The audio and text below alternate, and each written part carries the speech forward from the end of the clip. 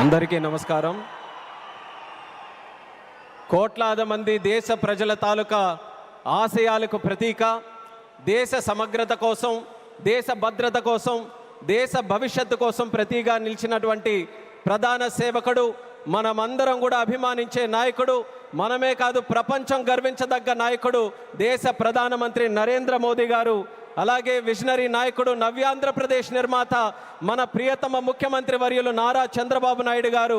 అలానే మన ఉప ముఖ్యమంత్రి వర్యులు, ఆయనకి పదవులతో పని లేదు, జనం కోసం నిత్యం జీవించేటటువంటి జనసేనాని పవన్ కళ్యాణ్ గారు, రాష్ట్ర గవర్నర్ గారు అబ్దుల్ నజీర్ గారు, అలాగే వేదికలు అలంకరించినటువంటి కేంద్ర మంత్రులు, అలాగే మన తెలుగు యువతకి ఒక ఆదర్శప్రాయమైనటువంటి నాయకత్వంతో ముందుకు నడిపిస్తున్నటువంటి సోదరులు నారా లోకేష్ అన్న గారికి, ఎంపీ కలిశెట్టి అప్పలనాయుడు గారికి, ఎమ్మెల్యే మాధవమ్మ గారికి, అలాగే ఇక్కడికి విచ్చేసినటువంటి ఎంతోమంది జనప్రతినిధులకి, ఇక్కడికి విచ్చేసినటువంటి నా ఉత్తరాంధ్ర సోదర సోదరిమల్ల అందరికీ కూడా నా హృదయపూర్వకమైనటువంటి నమస్కారాలు తెలియజేసుకుంటున్నాను. ఒక 12 సంవత్సరాలైతే ఒక పుష్కరం అంటాం, 100 సంవత్సరాలైతే శతాబ్దం అంటాం.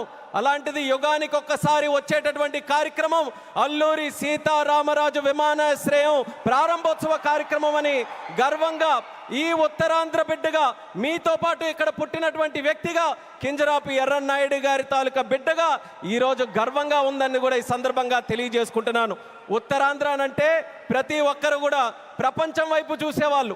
మనకి పని కావాలన్నా, మనకి ఏ అవకాశం కావాలన్నా, మనకి పొట్ట గడవాలన్నా, ఏ కార్యక్రమం చేయాలన్నా సరే ఉత్తరాంధ్ర అంతా కూడా ప్రపంచం వైపు చూసేది.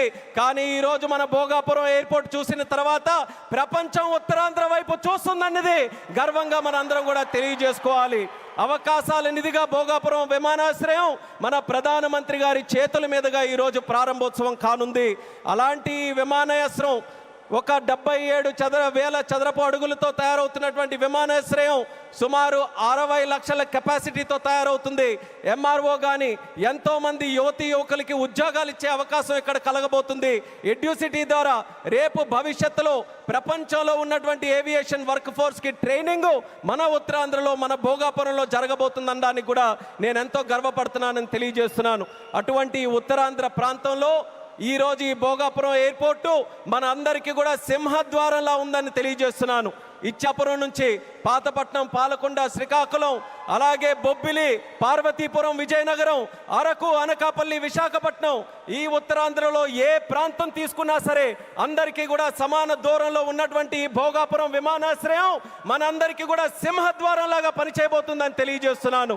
అలాగే మీ అందరికీ కూడా తెలుసు, కలియుగ వెంకటేశ్వర స్వామి ఆలయానికి వెళ్తే సంవత్సరానికి ఒకసారి వైకుంఠ ఏకాదశి నాడు ఉత్తర ద్వారం తెరుచుకుంటుంది.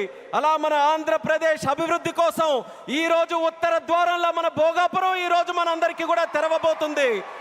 ఎంతో కాలం నుంచి ఎదురు చూపులు చూసాం మన ఉత్తరాంధ్రలో. ఆఖరికి గతంలో మీరు చూసుకుంటే కొంతమంది నాయకులు దీన్ని కించపరుస్తూ, విమర్శిస్తూ, ఈ ప్రాంతాన్ని కించపరుస్తూ ఎయిర్ బస్సు కూడా తిరగని ప్రాంతమని వెక్కిలి నవ్వులు నడిచారు. ఈరోజు వాళ్ళకి కళ్ళు తెరిచి చూడమంటున్నా ఎయిర్ బస్సులు దిగే ప్రాంతంగా ఉత్తరాంధ్ర మారింది. ఈరోజు ఎలక్ట్రిక్ బస్సులు వచ్చే ప్రాంతంగా ఉంది.